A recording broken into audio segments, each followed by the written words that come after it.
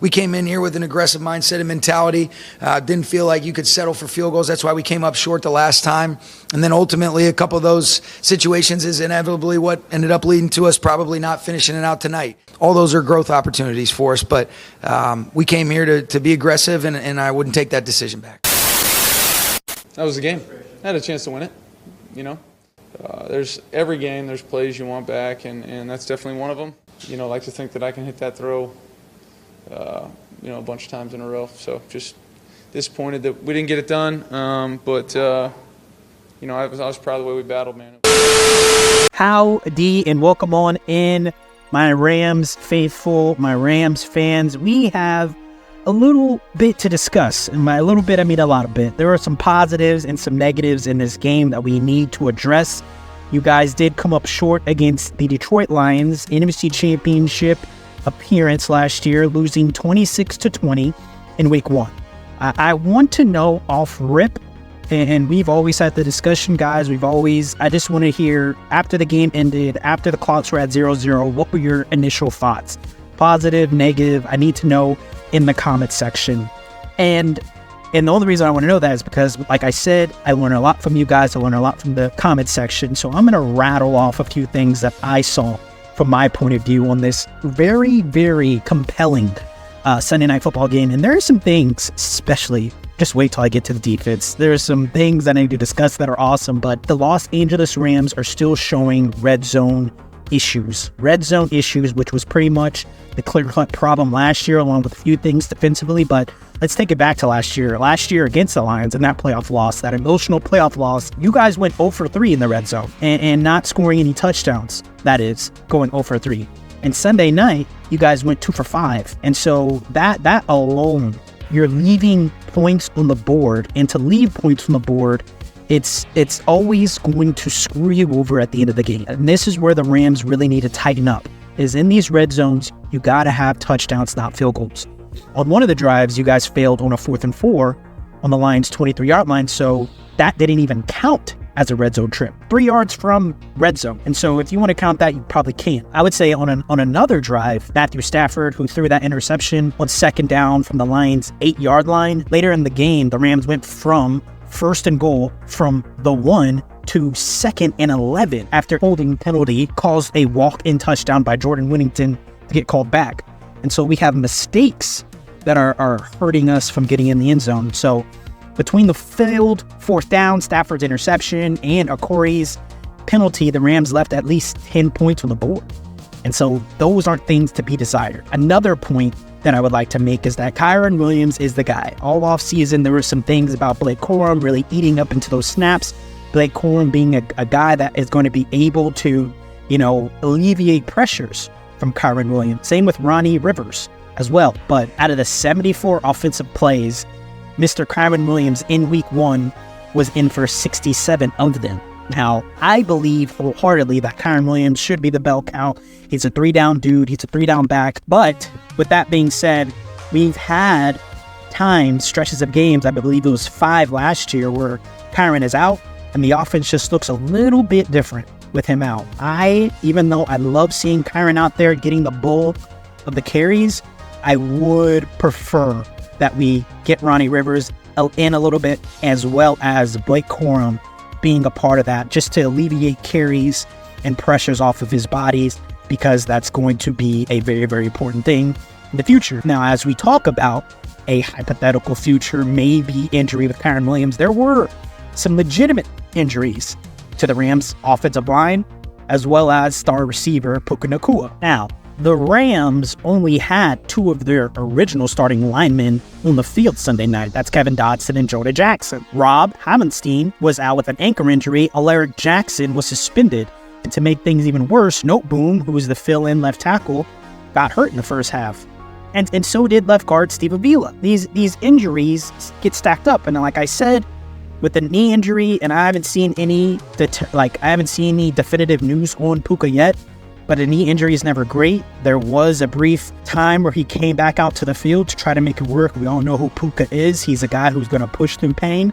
But later on, he realized the pain was too much, and he had to get on that cart and had to get out. So that's another thing that I saw. But let's get to this defense. This defense did so many great things, and I just want to say, for the first time since I've been covering you guys and been, going over your games a little bit different from last year, the defense finally plays a full game, 60 minutes, headhunting.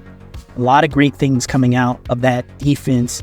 And even coming into overtime, there was that unfortunate drive where David Montgomery damn near became superhuman, but the 60 minutes in the regular portion of the game was awesome, guys. If you take out overtime, you guys played a great defensive game, right? So in regulations, they only allowed 20 points, 293 yards, and 16 first downs, comparative to the Rams offense, 387 yards and 26 first downs in regulation. So let that be a truth teller in everything that you're seeing in the media, that your defense looks like they're damn near the Riders, right? Last year, it was the offense carrying the defense, right? This year, at least within week 1, it looks as if this defense can really become something, legit become something, to where the offense can have these woes. The offense can have these unfortunate weeks where, okay, you just need to get 23 points. You don't need to go all out on a 30-point game. And so that's what I liked from the defense. Everyone was flying to the ball.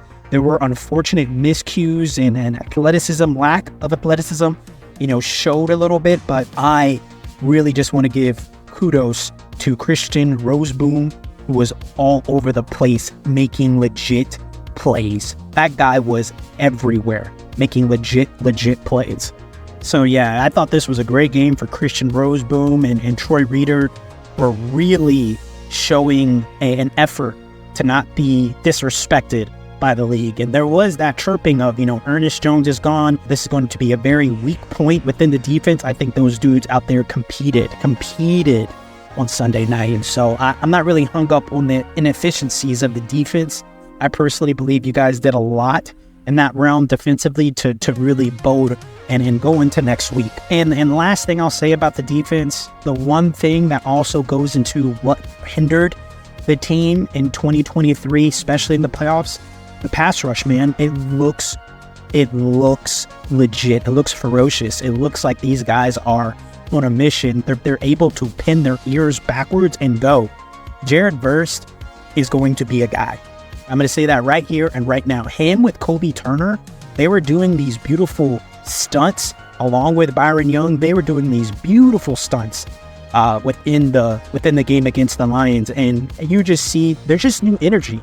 Like, Jared Verse is a bright spot, legit bright spot in y'all's defense, and I'm loving already what I'm seeing of Byron Young in his young career, being able to really take leadership of that defensive line. And I thought Tre'Davious White, he showed a lot of good things, and Cam Kitchens, though, I would say Mr. Cam Kitchens having that helmet to helmet, that looked like a bang bang play to me. I don't think that was, that necessarily is not going to be a play where I'm going to hinder the kid and say bad, but that was a costly penalty. And so he's a guy that learns, doesn't repeat the same mistake twice, right? So that's what I'll say about the defense. And the last thing that we really need to talk about is really Matthew Stafford is still that bad NF'er, bro. I did a video about my top 10 quarterbacks, and I had Matty Ice at 5, and he is so freaking cool. He's just, his arm angles, he still has a whipper of an arm. He has incredible touch. He is still that freaking guy. And so I would say this season is very much in positive swing, even after coming off a week 1 loss. I get it. But the simple fact that Matthew Stafford is where he is at with that arm, which has been kind of a struggle these past few seasons, but that arm, that shoulder looks great. His forearm, everything. And he looks like it is live and locked and loaded. Tyler Johnson making some crazy plays for Mr. Matthew Stafford last night as well, along with Demarcus Robinson. So I would say, and I'd end it off in this, guys, you are contenders.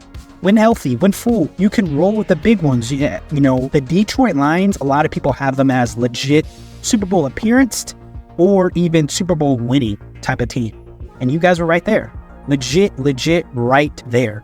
And so it's great to see, you guys competed with NFC North champions, okay? You did it with a wishy-washy offensive line and not having your leading receiver, your former leading receiver, in Puka Nacua, out there on the field as well. And you guys didn't flinch. You guys didn't get curled up into a ball. You guys didn't cry. You guys kept balling. Let me know what y'all think. Like, comment, and subscribe.